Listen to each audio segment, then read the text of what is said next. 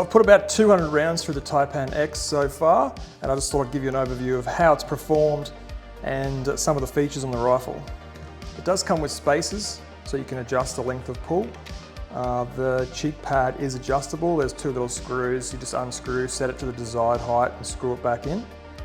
There are sling swivel mounts on the back as well. The pistol grip is a rubber that's really comfortable.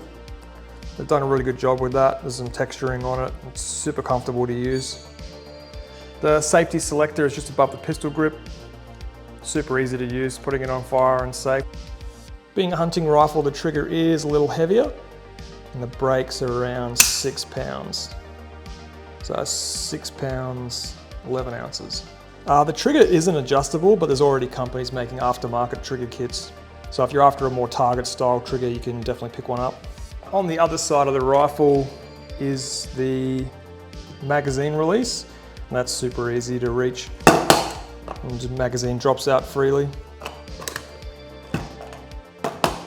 Above the magazine release is the case deflector, and this just makes sure that when a round is ejected, it moves away from the shooter and well out to the side.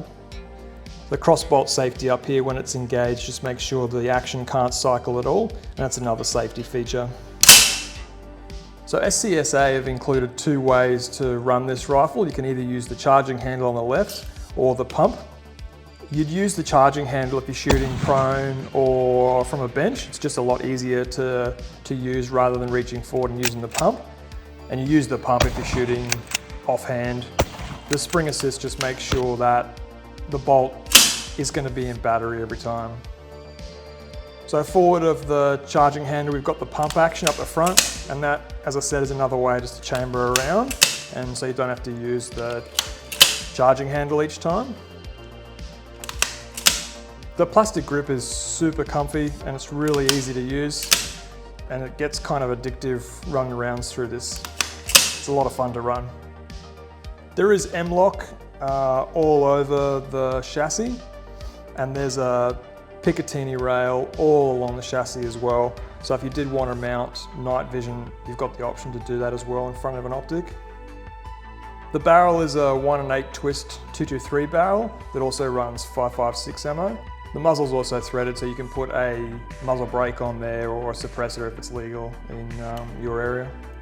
There's M-lock underneath the front of the chassis as well. So if you want to attach a bipod or anything like that, you can just get an M-lock adapter for the bipod you choose to run.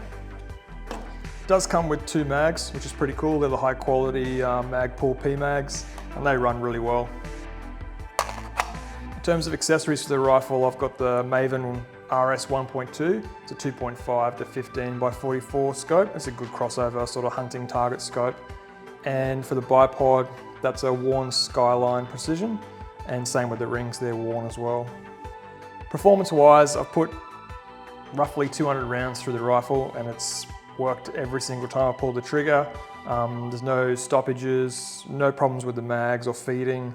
The pump is super addictive to run. Yeah, it's a lot of fun. It's actually, great. It's actually great fun to run.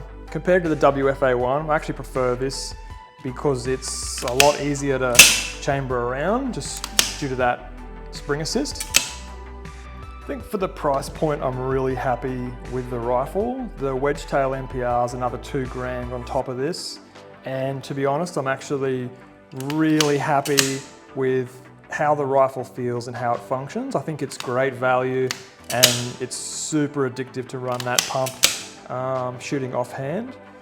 I've also used the WFA1 in 223, and that's a fair bit heavier, and I really much prefer the spring assist in this, where it's doing most of the work for you, and that spring assist motion really guarantees it's going to go into battery. You're probably wondering why I've got such a high magnification scope on it. It's because I've been trying to test the performance at longer distance, just pushing it out and see how far it can shoot and how it performs. It is a hunting focused firearm, not a target firearm, but I just wanted to have a bit of fun with it, and it's been really, really, really impressive on how it's shooting, so it's been great fun. I've taken it out to 400 meters so far, hitting steel, and it's grouped really well. Just, consistent hits, which is fantastic. But I've got plans to take it a lot further, so yeah, just make sure you keep an eye on the Instagram for what I get up to with this rifle. This is in the burnt bronze Cerakote, but it also comes in like an OD green style and a black as well. I think that's covered most of it on the Taipan X, and if you've got any questions, just leave a comment below and I can get back to you.